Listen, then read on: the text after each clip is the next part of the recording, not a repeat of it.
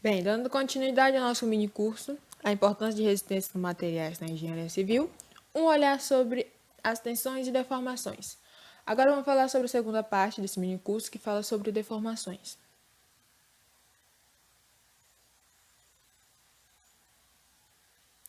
O que é deformação? Deformação é a mudança na forma e no tamanho, no caso, de um corpo quando a força é aplicada no mesmo. Deformação pode ser visível, como por exemplo o esticamento de uma tira de borracha. Ela pode ser imperceptível, como por exemplo um edifício sendo ocupado por muitas pessoas, movimentando-se no caso. Agora vamos a esse exemplo, né, que nós temos aqui. Uma barra submetida a uma tração. Vemos que essa barra tinha um comprimento inicial L, como podemos ver aqui. Deixa eu pegar aqui. Comprimento inicial L, mostrado aqui no começo, antes. E depois de ser tracionada, ela vai deformar e ter um comprimento final, denominado como L'. Essa variação de comprimento sofrida pela peça pode ser representada pelo delta, ou no caso ΔL, ou também, né, dita como o deltinha. E ela é igual à diferença, né, entre o comprimento final e inicial, como foi dado aqui na fórmula. Essa formulazinha. Então, temos isso, que a variação de comprimento é o ΔL igual ao comprimento final menos o comprimento inicial. Agora, sobre comportamento elástico. Para entender melhor o que ocorreu com essa barra, podemos, no caso, falar sobre o comportamento elástico.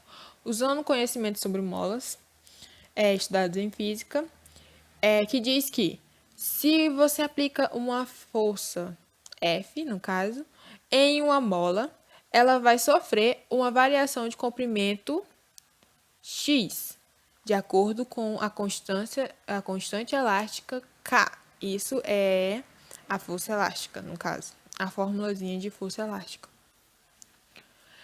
Esse experimento, que a maioria dos mostra, né, que a maioria dos materiais até um certo nível de tensão, ele tem aquele até certo nível de tensão. E se comporta elasticamente como uma mola, lógico. Eles não vai ter diferenças, né, algumas diferenças, mas é só um ponto, uma visualização para você entender melhor o que acontece. Ou seja, a barra ela vai se deformar porque um dos pequenos elementos que compõem ela agiria como uma pequena mola e ela se deformaria, formando um pouco se deformaram, né? Deformando um pouco devido à tensão axial. Neles exercida. Também é importante observar que a barra se deforma como uma reação à tensão normal e que sentem quando a barra está carregada.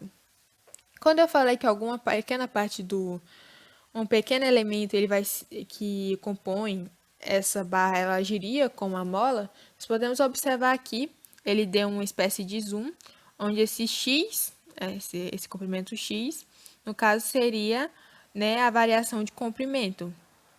Podemos observar bem esse X aqui. Ele vai ser a nossa variação de comprimento e ele é dado por esse zoom aqui, essa imagem aqui abaixo. E nós temos isso aqui como uma tensão normal, essa tensão normal exercendo sobre a barra. Dando continuidade, nós vamos agora falar sobre os tipos de deformações. Bem, falando sobre os tipos de deformações, iniciaremos falando como deformação normal, ou também pode ser chamada de deformação específica axial. O que que ela é? Ela é um alongamento ou a contração de um segmento de reta por unidade de comprimento. Um lembrete. Quando o epsilon é positivo, a reta vai se alongar, ela vai ter uma atração, ela vai sofrer uma atração. Quando o epsilon é negativo, a reta vai se contrair, o que é o efeito de compressão. Aqui nós temos um corpo sem deformação e um corpo deformado. Como percebemos, a distância, né, de esse deslocamento AB, ele segue uma linha reta no corpo sem uma deformação. Já no corpo deformado, ele faz uma pequena curvatura no AB, dando indícios de que sofreu uma deformação.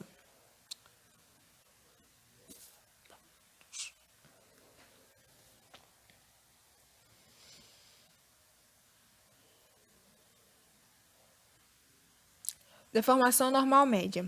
Ela é a fórmula, né, no caso de deformação normal média, que é igual ao deslocamento dividido pelo o comprimento inicial.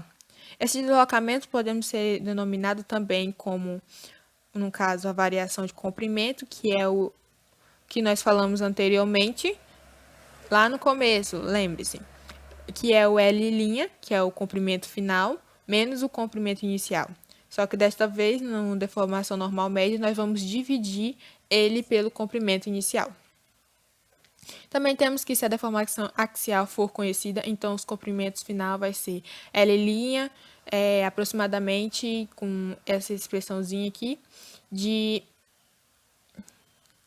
essa pequena expressãozinha aqui, de 1 mais epsilon multiplicado, no caso, pelo comprimento inicial. Lembre-se. Aqui nós temos a deformação específica axial. Aqui a gente está vendo um exemplo. Deixa eu pegar aqui a canetinha de novo. E aqui a gente temos... Aqui a gente tem uma variação, né? Eu vou colocar ela de ΔL aqui, que é mais fácil para vocês entenderem. Essa é a nossa variação de comprimento. Nós temos o nosso comprimento inicial aqui, que é basicamente esse comprimento aqui, antes de sofrer a deformação. E temos esse comprimento final. E vamos agora relacionados a unidades desse deformação específica axial. Nós temos que a deformação específica axial, ela é uma variação de comprimento dividida pelo comprimento inicial, como eu já falei anteriormente, e ela é uma deformação específica axial de número puro, ou seja, sem unidade. Ela pode vir sem unidade. A deformação específica axial, contamos um menor número de 0,000480, que pode também ser dito como micro por metro, tendo a notação apenas também por micro, aí então ficamos com 480 micros. Temos as deformações maiores, que são 0,002, com a deformação de escoamento, que é a deformação de escoamento do aço. Ela também pode vir sendo usada a unidade por mil. E outra forma possível é a milímetros por metro. A lei de Hooke, o módulo de elasticidade. Onde está? Está aqui. Sabemos que o material reage a uma tensão normal e a deformação. Bem, a relação entre eles, né, a tensão normal entre esses, é chamada de lei de Hooke, como vem mostrado aqui, e ele atende por essa formulazinha aqui. Não está bem ajeitadinho, mas é o que temos. Onde esse E, ele representa, né, a propriedade do material chamada de módulo de elasticidade. Ele também pode ser chamado por outro nome. Este pequeno nome que também diz que é módulo de Young. Desculpa se eu estiver falando errado. Meu inglês não é muito bom. Aí ele pode ser dado, né? Ele possui unidades de tensão, né? No caso. E ele pode vir como o quilopascal, megapascal ou gigapascal. Aqui eles estão presentes como gigapascal, que é o mesmo valor de 10 elevado a nona newton por metro quadrado. Bem, o valor, no caso aqui, vou até falar um exemplo como do aço, né? Do E. Varia entre os materiais, como vemos na tabela. Nós podemos ver nessa tabelinha aqui que eles variam de acordo com o material. Temos alguns materiais, como por exemplo o aço, que tem um módulo de elasticidade igual a 200 gigapascal. Agora vamos falar sobre deformação. Deformação a partir do carregamento. Bem, cadê a canetinha?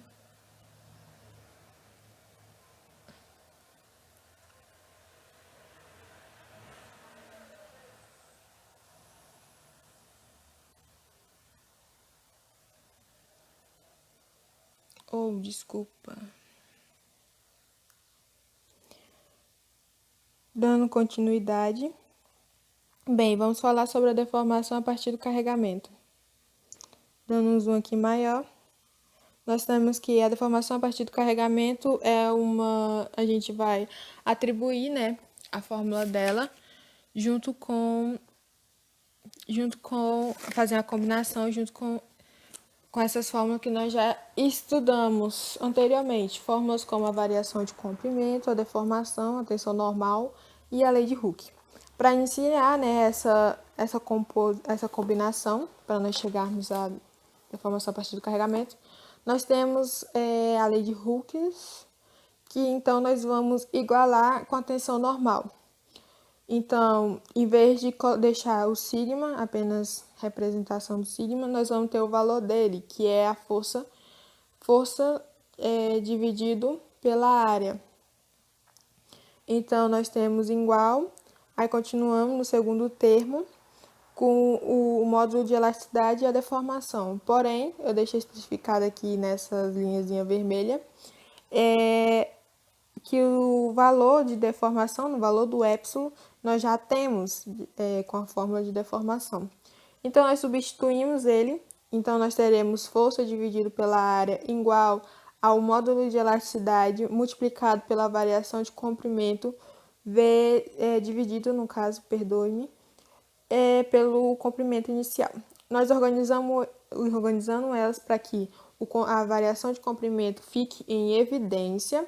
Então, ficamos com variação de comprimento é igual a força multiplicado pelo comprimento inicial dividido pelo módulo de elasticidade multiplicado pela área. E assim nós temos a nossa fórmula de deformação a partir do carregamento. O que seria, no caso, o que faremos onde a barra tem vários segmentos que possuem diferentes valores para essas variáveis. No caso, né, seria a força, diferente força, diferente comprimento inicial, diferente o módulo de elasticidade e diferentes áreas. Então, ela seria, né, nós pegaríamos o valor para calcular a variação de comprimento total da barra, ou seja, nós pegaríamos o que vai ser igual à somatória da variação de comprimento de cada segmento. Pegamos cada segmento, cada valores equivalente ao segmento 1, segmento 2, nós colocamos nessa formulazinha de variação de comprimento e somamos toda vez. Então, nós teremos, igual a representação aqui, a barra com vários segmentos, nós temos a variação de comprimento total, igual a variação de comprimento 1 mais variação de comprimento 2. Aqui eu deixei bem explícita, o que fica bem esclarecido. Bem, sobre deformação por cisalhamento. Ela é a deformação de ângulo ocorrida entre dois segmentos de reta, originalmente perpendiculares entre si. O ângulo é denominado por gama e medidos em radianos. Lembre-se disso. Aqui nós temos a imagenzinha explicando o comportamento de um corpo sem deformação para um corpo deformado. Novamente nós vemos uma certa deformaçãozinha no deslocamento AC e AB. E uma observaçãozinha, que deformação por cisalhamento provoca mudança em seu formato. Lembre-se disso e vocês podem ver isso nas próximas imagens a seguir no slide. Nós temos que o θ' menor que π sobre 2, então seria igual a... O que significaria isso? Significaria que a deformação por cisalhamento é positiva. E quando ela é maior, então é negativa. Componente cartesiano da deformação. Aqui do lado nós podemos ver o componente cartesiano, né, da deformação, que nós temos na figura 4.A. Na figura 4.B nós já temos o elemento sem deformação. E na figura 4.C nós vemos o elemento deformado. Uma observação. O estado de deformação em um ponto é caracterizado por 6 componentes deformados, que é 3 deformações normais, sendo x, y e z, e 3 deformações por cisalhamento, também sendo gama, representando gama x, y, perdoe-me, e xy, gama YZ e gama XZ. Esses comportamentos dependem da orientação do segmento de reta e de sua localização no corpo. Nós podemos observar bem isso aqui nessa figura 4C. Que esses 3 pontos seriam, no caso, os ângulos dele. Esses ângulozinhos deformados. Bem, resumindo, o que é a deformação por cisalhamento? Aqui a gente pode ver uma chapa bidimensional, onde o AC permaneceu constante, tendo essa linha pontilhada, o que seria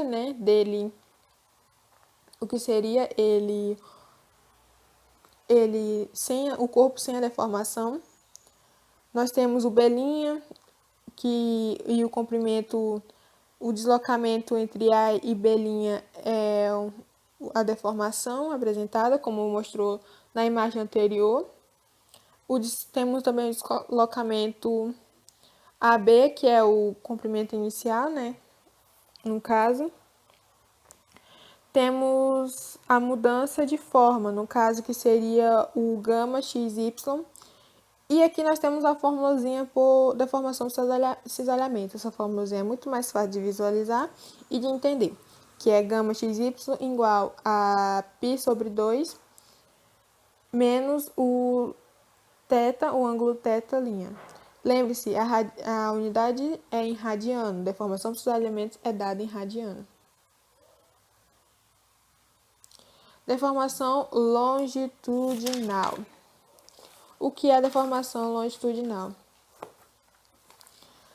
Ela consiste em uma deformação que ocorre em uma unidade de comprimento de uma peça submetida à ação, no caso, de cargas axial.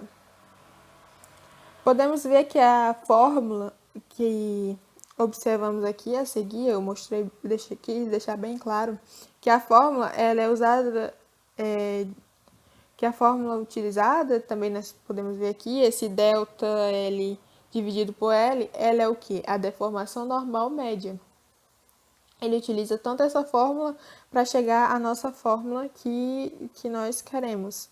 Que a deformação principal é longa, nessa segunda imagenzinha, desse sigma igual a E, multiplicado por deformação longitudinal. O que significa? Ele também tem uma relação entre a tensão normal e a lei de Hooke.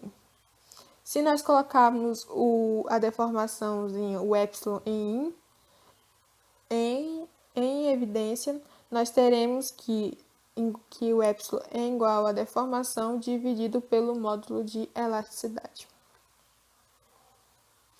Deformação lateral. Junto com a deformação longitudinal, deformação longitudinal também contém a deformação lateral. Na peça, no caso aqui, né, nessa imagem maior, nós temos que ela está no eixo Y e Z, no caso, eixo em Z e em Y. Se olharmos para a seção transversal nessa viga, podemos ter essa pequena imagem aqui, que eu já estava falando dela. Essa deformação lateral é a razão entre a variação de qualquer medida de sentido transversal, ou seja, lateral. Essa deformação transversal ela pode ser chamada como deformação lateral, deformação transversal. É a mesma coisa. Pesquisando a fórmula de deformação transversal, temos como εt igual a nu vezes sigma dividido para E, que é o módulo de elasticidade. Então, nós podemos observar que também é colocado o coeficiente de Poisson aqui. Então,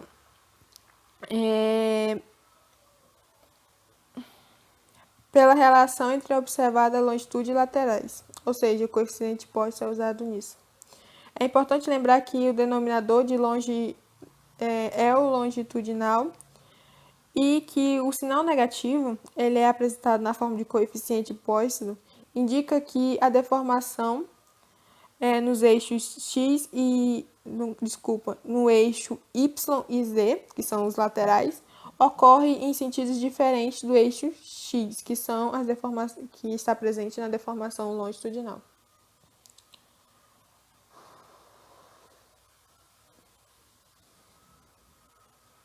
Seção transversal retangular e em formato de anel.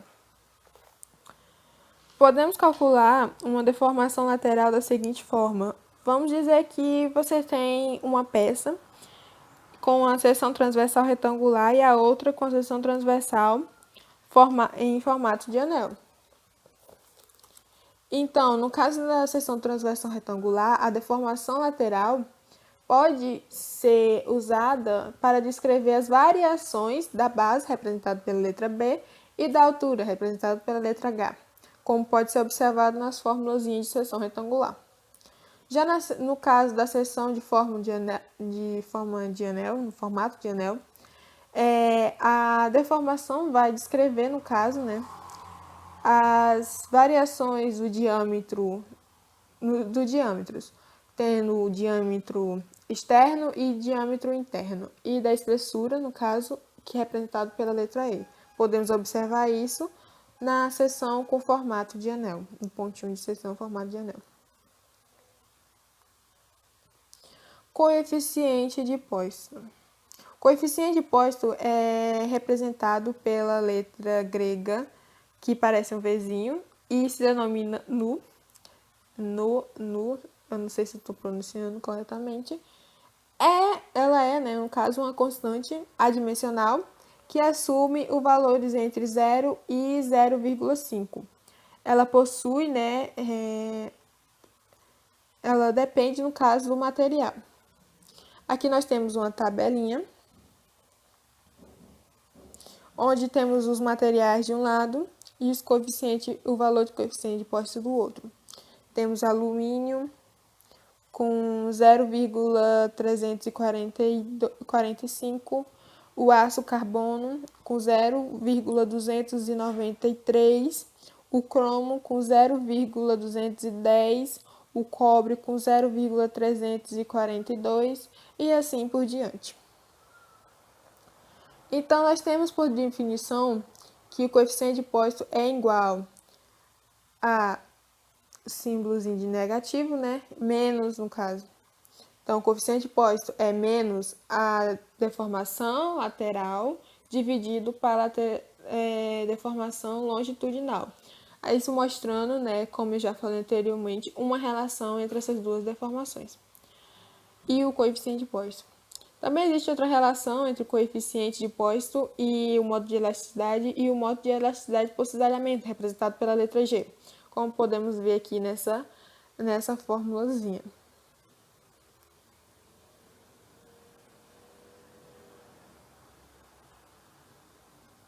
Lei de Hooke generalizada. As três equações são análogas, no caso, essas três equações sendo epsilon x, o epsilon y e o epsilon z, que acabou sendo aqui bem evidenciado. E a forma, nelas, né, elas formam um jeito mais geral de aplicar a lei de Hooke, que por isso damos o nome de lei de Hooke generalizada. Essas três equações fornecem uma deformação em todas as direções da peça para qualquer combinação possível de tensões. Uma observação: deve-se ter cuidado com identificar as tensões de cada eixo, que você pode se confundir e pode errar muitas vezes o cálculo. Pode ser acabar complicando tudo. Agora vamos para um exercício. Uma chapa de deformação até a forma representada pelas linhas tracejadas.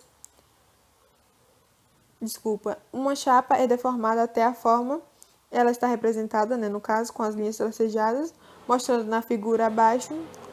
Se essa forma deforma, as retas horizontais na chapa permanecem horizontais e os comprimentos não mudam. Determine. Aí nós temos a pergunta da letra A, que é a deformação normal ao longo do lado A e B. A B quer saber sobre a deformação por cisalhamento média na chapa em relação ao eixo X e Y. Fazendo a resolução da letra A, eu dei um zoom na imagem e nós podemos perceber que o comprimento do deslocamento A e B é 250, como foi dito nos dados anteriores da imagem, do enunciadozinho. Então, nós não temos o deslocamento AB'. Então, nós vamos atrás dele. Para encontrar esse deslocamento, vamos primeiro atrás de B'. Fazendo esse triângulozinho aqui, esse pequeno triângulo aqui,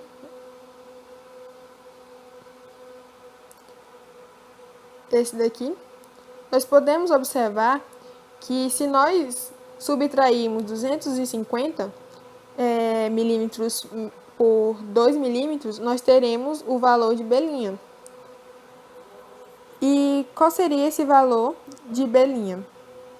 Seria, no caso, de 242 milímetros. Isso, se nós fecharmos o triângulo, nós usando nosso conhecimento sobre trigonometria, nós teremos o cateto adjacente. Nós já nos foi dado o cateto oposto e só nos falta saber a nossa hipotenusa, que é justamente, né, o que nós não sabemos, que é a deformação, o comprimento final, no caso, que é esse comprimento final, que é esse deslocamento entre A e B'. A distância entre A e B', nós podemos usar o que? Teorema de Pitágoras.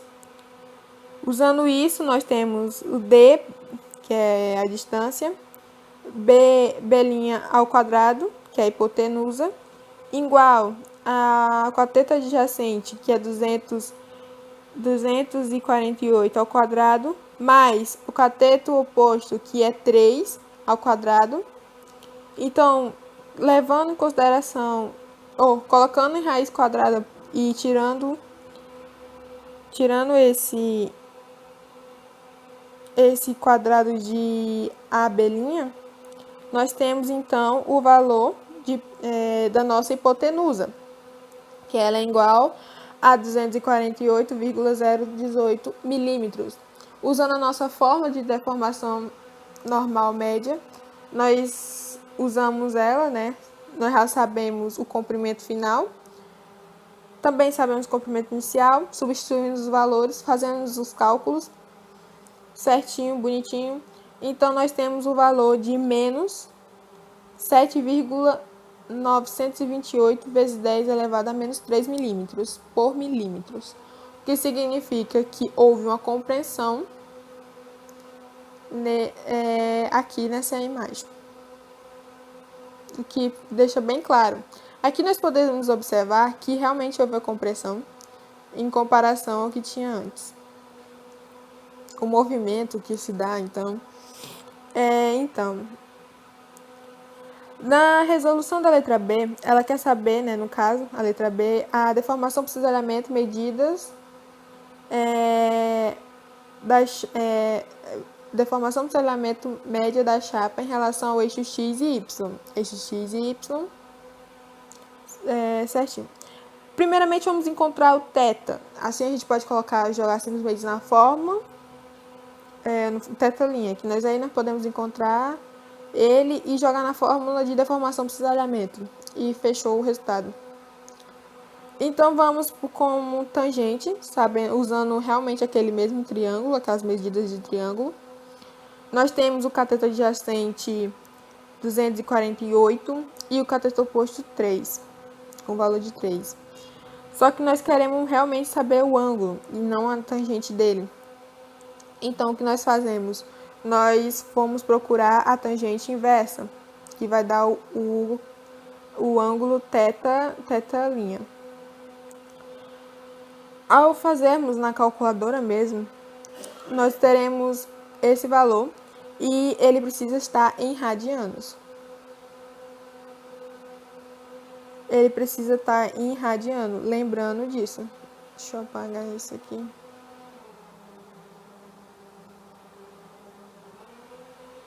Esse valor aqui. Lembrando que, como é uma deformação por cisalhamento, ele precisa estar em radiano, essa unidade de medida. Então, como a fórmula, nós já temos, né, o valor do ângulo linha, do θ'. Então, vamos jogar na fórmula de deformação por cisalhamento. Essa é a fórmula de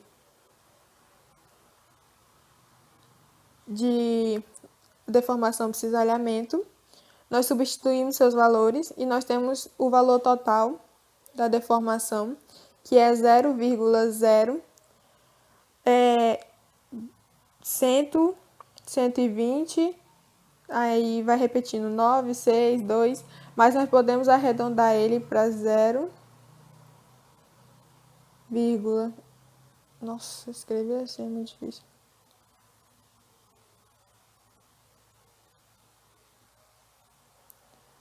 0,0121 radianos. Já que depois do zero nós temos o número 9 e nós podemos arredondar ele para 0,0121. Lembrando, radianos. Não se esqueçam disso, senão vocês podem errar e confundir tudo. Então é isso, espero que tenha entendido mais sobre deformações.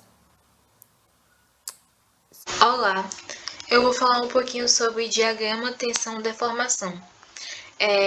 Primeiro eu vou explicar o que é região elástica e o modo de elasticidade. Essa região retilínea que está na cor vermelha, antes de entrar na curva, é a região onde a gente fala que a nossa peça vai deixar de ter um regime elástico que vai entrar no plástico. Mas primeiro, o que é essa região elástica? É o local onde todas as minhas deformações são deformações não permanentes, que a deformação vai sumir. Uma coisa importante é que essa região retilínea, os materiais se comportam de acordo com a lei de Hooke.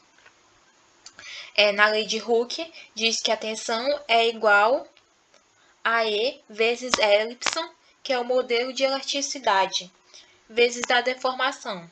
Então, E é igual a tensão dividida pela deformação. Então, a gente conclui que a tangente de alfa ajuda a calcular o módulo da elasticidade. Então, a região elástica ajuda a fazer isso. É uma região retilínea.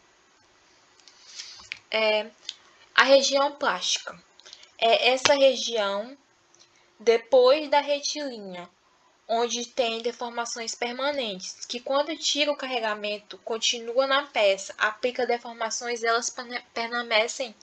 Se a gente tirar as deformações, elas vão permanecer. Aí aqui a gente tem um exemplo de região plástica e aqui um exemplo de região elástica. Resistência ao escoamento. É o ponto onde separa o regime elástico do plástico. Se está calculando a tensão do escoamento, a gente está calculando exatamente o ponto onde que vai ter a variação entre de elástica por plástico. É esse ponto aqui.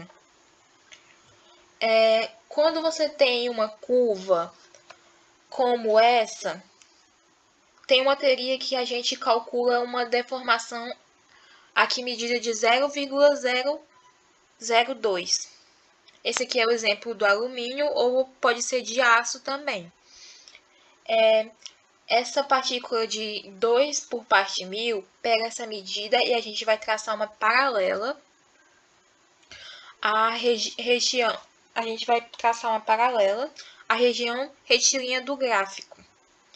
Vai ter um ponto onde a gente vai traçar o eixo vertical, onde a gente vai calcular a tensão de escoamento nessa curva. Então, a tensão de escoamento é aqui.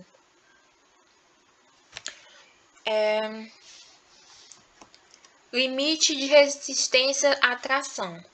É a maior tensão que a peça foi aplicada, é a tensão máxima, é a resistência à tração. Aqui a gente tem uns exemplos de alumínio, aqui é a tensão máxima do alumínio.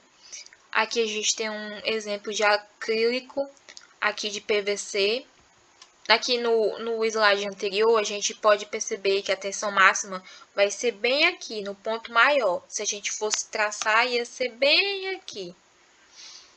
Pegando daqui até aqui, ia ser a tensão máxima, que vai ser sempre o ponto maior, onde a pressão vai ser aplicada.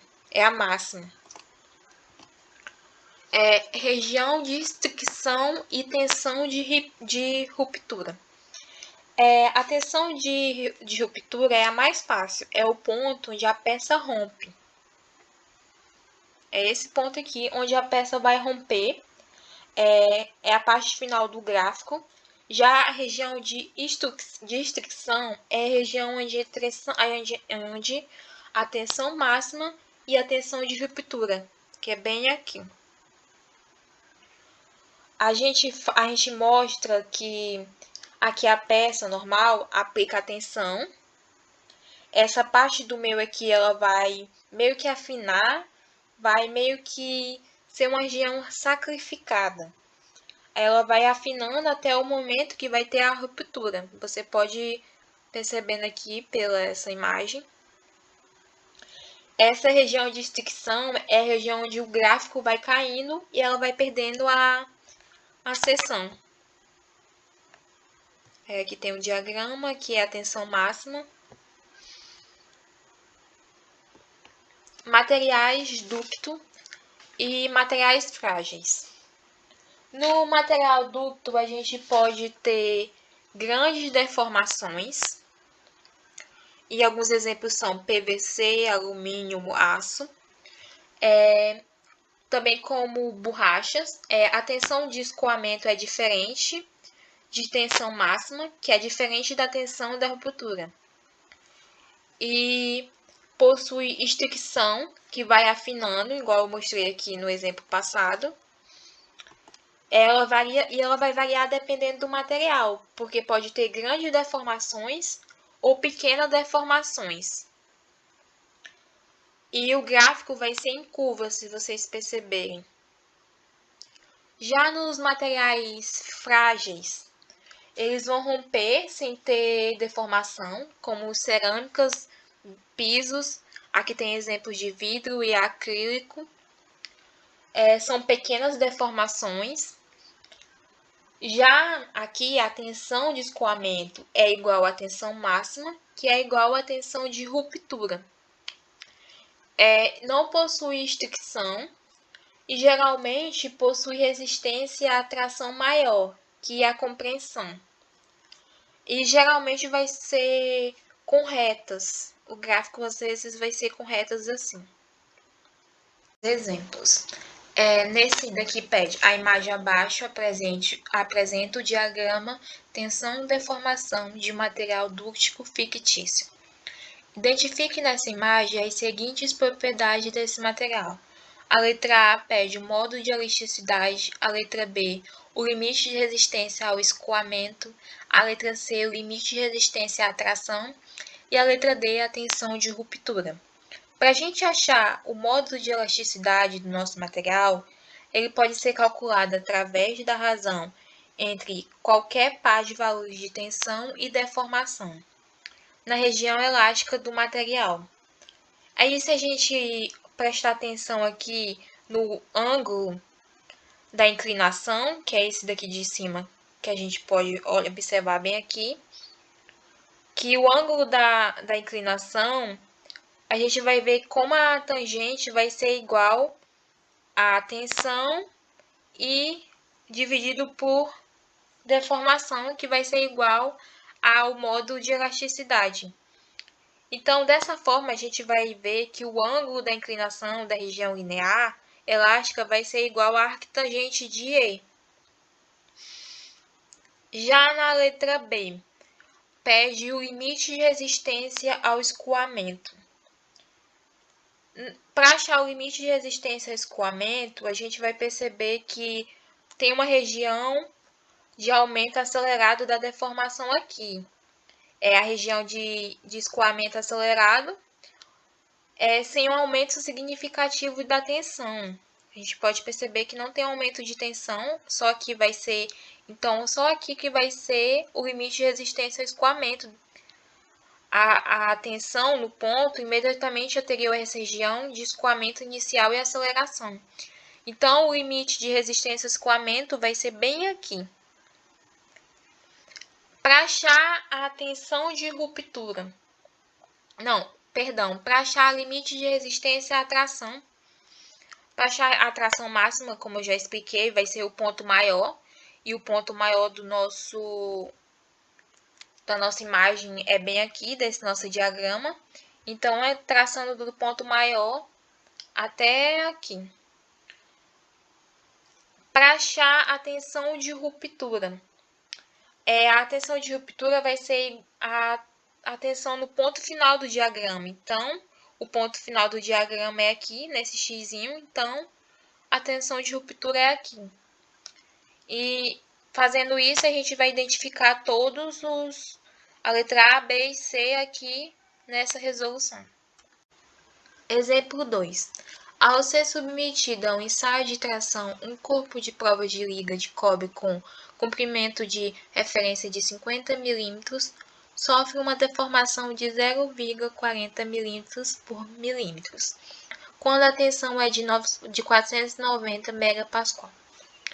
Se a resistência de escoamento é igual a 315 MPa, quando a deformação elástica é igual a 0,025 milímetros por milímetro. Determine a distância entre os pontos de referência quando a carga é aliviada. A gente sabe que a distância dos pontos de referência do corpo de prova, ela vai possuir um comprimento de 50 milímetros por milímetros, então o L vai ser 50 milímetros por 50 milímetros. E a gente sabe que o corpo foi carregado até atingir uma deformação de 0,40 milímetros por milímetros, com uma tensão de 490 MPa. E essa tensão ela foi atingida na maior resistência de escoamento. Então, a gente pode afirmar que, com certeza, o corpo escoou e entrou na região plástica. Que, com isso, a deformação total é igual a 0,40 milímetros, atingido pelo corpo, que é igual à soma de deformação elástica com uma deformação plástica. Agora, quando a carga é aliviada, a deformação elástica ela é recuperada, enquanto a deformação plástica ela é mantida, como já foi explicado. Agora, aí, dessa forma, a deformação final do corpo vai ser igual à deformação plástica. Com a recuperação da deformação elástica, a gente vai seguir a lei de Hooke, que vamos ter que a deformação elástica é igual a tensão dividido por elasticidade, de tal forma que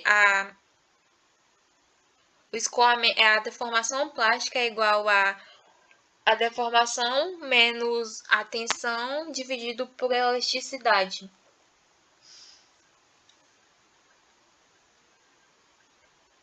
E o modo da elasticidade do material, que a gente pode ser calculado dividindo a resistência do escoamento e pela deformação correspondente de 0,025 milímetros por milímetros.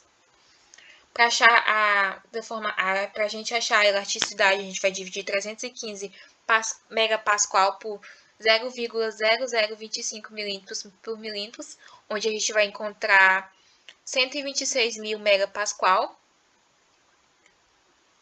E agora, para achar,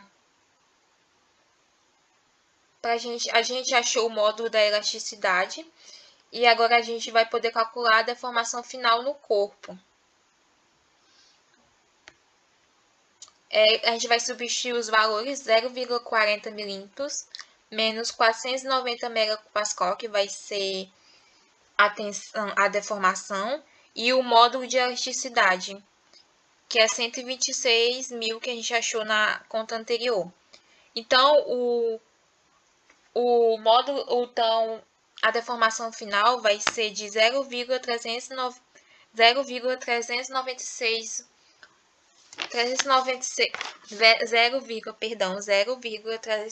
0,3961 milímetros por milímetros.